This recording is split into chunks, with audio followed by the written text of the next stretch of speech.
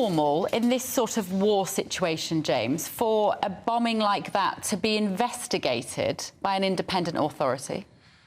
Well, there's so much international focus on this, it is unusual, but in the case when it comes to Israel, because the news has suddenly turned very much against Israel, because 12 days ago it was very much for Israel, after that, I was going to say, the atrocity, the worst terrorist, the massacre, but I've seen videos of it goes much deeper, and the whole focus has now changed towards Gaza because of the humanitarian corridor, because of the bombing.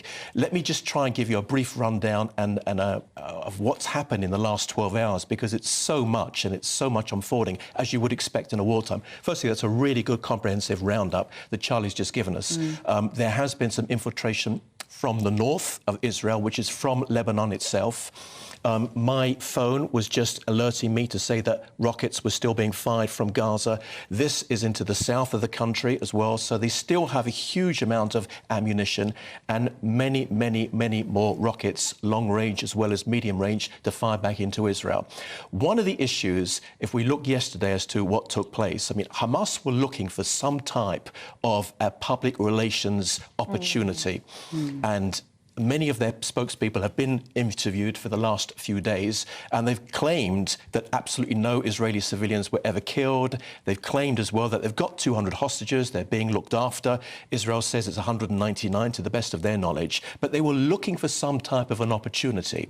Now, Hamas and Islamic Jihad were firing these rockets from Gaza City, which is the reason why Israel asked the civilians to get out of the way. And questions weren't being asked as to where you'd go. Just get out of the city, because we needed to take out more of the infrastructure of Hamas and their underground cities, underground tunnels, underground bunkers. And they are literally cities. There's many tunnels which go all the way from Gaza City, all the way down south to Han Yunis. It's massive. And that's where their arsenal of weapons are as well. So they put out a statement to say that initially 300 were dead because of an Israeli bomb that had hit the hospital, and then it was 500. Then some reports said 800. And at the same time, I was watching what was taking place, because I've been monitoring the Israeli news right across the spectrum, that the bombardment of missiles coming from Gaza City inside of southern Israel, inside of Gaza to southern Israel, and also towards the Tel Aviv area and the areas around there, Petah Tikva, Bnei Brak, Ramat Gan, and those areas, they were under a heavy bombardment. At the same time, this press release got released. Now, the news networks went directly to the IDF and the spokespeople and said, what have you got to say? What's going on? So this was the press release from Hamas to say that this strike was committed by Israel? Within a few minutes. Within moments, absolutely. Now, naturally, Israel have said that, well, we don't know, we're looking into this. And there was so much pressure, and I know what it's like, because I've been in those rooms before in Jerusalem and in Tel Aviv, when so much pressure happens, because Israel's gone through this many times beforehand, 5 or 6 times since Hamas has taken over. So they said, please, give us a chance to look at exactly where we were operating, where our bombs hit, and exactly the footage of what we've got, because they record everything, and every bomb that gets released, they've got lawyers next to them making sure that they're within the parameters of international law. So it's quite a professional operation. And plus as well, Israel is known to be the 4th largest or most successful air force in the entire world. So their precision bombing is pretty accurate. Of course, mistakes happen. Now, you turn that with Islamic Jihad and Hamas, their rockets, which are just being fired off from civilian areas into civilian areas with the objective of just taking out as many civilians as possible.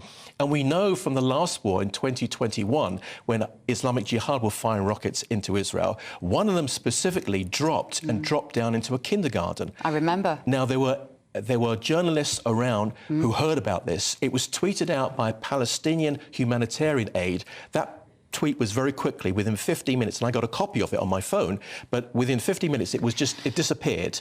James, so they have that experience of their rockets not... As a foreign affairs analyst who has a great understanding of this area as well, you're obviously very, very good at understanding and disseminating information that as is coming in. How can our viewers and listeners know what is true and what is not? Are there sources that you trust?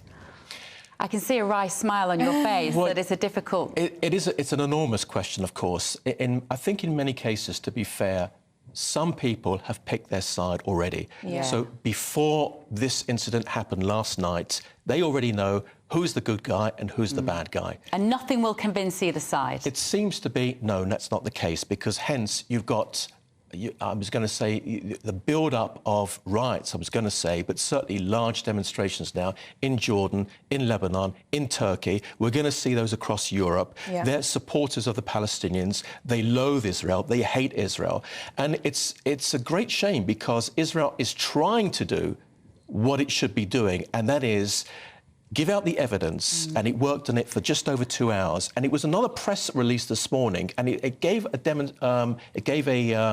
talk to journalists, which I heard some of the audio when I was coming in here this morning. I was listening to some of the audio, which actually just said that it's not our rockets, when we hit specific Hamas infrastructure, it leaves a crater. And the other thing as well is that the IDF... And there is no crater in this instance. But the IDF have been very quick to actually give a huge amount of evidence to suggest that James, Hamas have done nothing. Just to get this very clear, from your point of view, the evidence suggests strongly, on balance, that this was not an Israeli missile, this was not an Israeli bomb, this was not an Israeli strike. It was a failed Palestinian rocket. I have to tell you that on my way over here, I heard from a British journalist who's not particularly favourable towards Israel. He speaks very much from the Palestinian point of view, and he's in Ramallah, and he said the comprehensive evidence that the IDF have offered is quite compelling, and Hamas and Islamic Jihad has offered absolutely nothing. Now, why does it matter? Here's the point. I think what I've realised as we've been on air this morning is why this matters, because it matters in terms of the Jordanians particularly and their relationship with America, with Biden, because they pulled out of that meeting today because they believed that Israel had bombed that hospital. If it is proven that they did not, does that change that? I'm not sure that they believe that. I don't think the Jordanian government, the Egyptian government, I'm not sure that they're convinced. They're aware of who Hamas is. They're aware of who Islamic Jihad is. They're also their enemies to the Gulf states. These are Islamists who want to take down certainly the Egyptian government, Jordanian government. They'd love to take down the Hashemite kingdom. They would love to take down the kings of the Gulf states. But there's public diplomacy in the making over here. And they recognise that they have an audience, they have a population, they have their own people in the country who are very much anti-Israel, and they have to play towards their people. It's just, I can assure you from the telephones that are taking place, not in front of cameras, not in front of microphones. It's a different type of story. But right now, it's much larger, because what you're going to see is people taking sides, and no doubt in the next few days, and certainly in the coming weekend, we're here in London right now, you're going to see the demonstrations build up outside the Israeli embassy. Why would then King Abdullah of Jordan agreed to a meeting with Joe Biden and then pulled out? Why would he have agreed in the first place? Jordan is a country... King Abdullah is from the Hashemite kingdom, but Jordan is a country where there is about 75 to 80% of its population are Palestinian Arabs. It goes back through the British Mandate, because the original British Mandate included the whole of Transjordan, so a huge amount of their population, and a lot of their population is very anti-Israel. Yeah. Certainly they have MPs in the Jordanian parliament that stand up and say the most ridiculous things about Israel.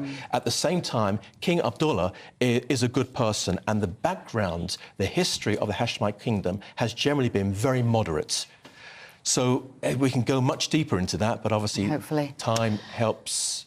James, it doesn't help absolutely us. Fascinating. Thank you, James. James Marlow there. Thank you so much for joining us.